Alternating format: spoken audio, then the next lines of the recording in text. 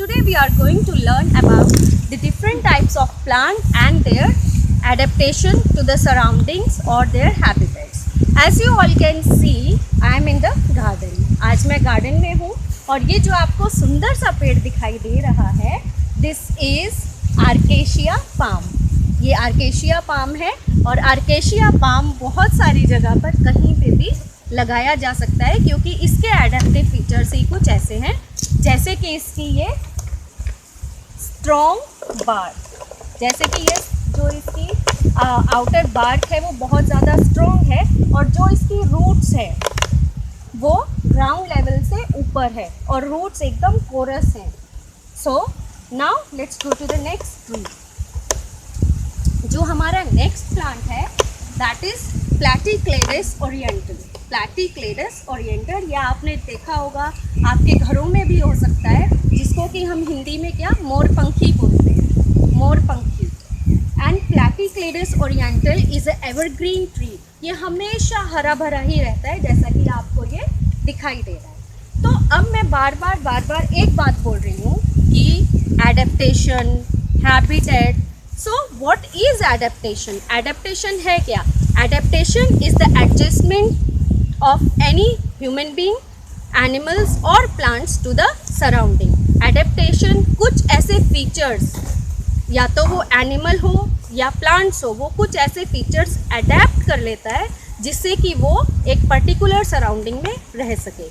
जैसे कि जो animals हिली एरियाज़ पे रहते हैं, बहुत ज़्यादा जहाँ पर ठंड पड़ती है, वो अपने स्किन के ऊपर थिक फर होते हैं, उनके स्किन के ऊपर वो एक उनका एडेप्टिव फीचर्स है कि उनकी स्किन के ऊपर बहुत ज़्यादा थिक फर का कोट होता है जो उनको सर्दी से बचाता है. उसी तरह से अगर मैं बात करूँ ट्रीज़ की, जो कोस्टल एरियाज़ में उगते हैं, उनका जो स्टेम है वो बहुत ज़्यादा फ्लेक्सिबल होता है क्योंकि यूजुअली कोस्टल एरियाज़ में बहुत ज़्यादा स्टॉर्म्स वगैरह आते हैं, तो विंड की हेल्प से वो मूव करते हैं. And they have a great resistivity to salt water. Next is habitat. Now habitat is the place where an organism live and grow. जैसा कि आप देख सकते हैं ये जो plants है ये यहाँ पे उगाए गए हैं, ये यहाँ पे है और यहीं पे grow कर रहे हैं, तो ये इनका habitat है. Habitat is a place where animal or plant live and grow. Now next comes the types of plants. So types of plants में अगर मैं बात करूँ, there are a variety of plants and variety of plants में भी क्या है कि वो या तो टेरेस्ट्रियल होंगे या एक्वेटिक होंगे या फिर इंसेक्टिवोरस होंगे. तो आज मैं आपको टेरेस्ट्रियल प्लांट्स के बारे में बताऊँगी.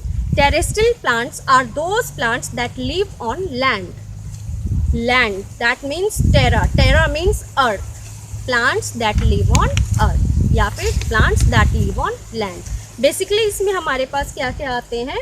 We have plants that are grown on hills, plants that are grown on coastal areas, plants of plains with less rainfall and heavy rainfall, and plants in marshy areas. Plants of marshy areas basically they are mangroves.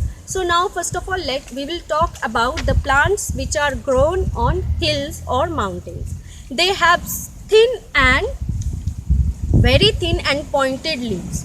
अब उनकी thin और pointed leaves क्यों होती हैं? As you all know leaves they are the kitchen of the plant. They prepare food for the plant. और अगर जब हम बात करते हैं हिली एरियाज़ की तो यूजुअली वहाँ पे स्नोफॉल होती है. स्नोफॉल की वजह से ताकि उनकी लीव्स के ऊपर स्नो स्टक ना हो जाए, इसीलिए वो लीव्स बिल्कुल थिन होती हैं और निडल शेप की होती है. The plants they are usually cone shaped. Plants they are usually cone shaped and have needle like leaves. Example are pine and spruce.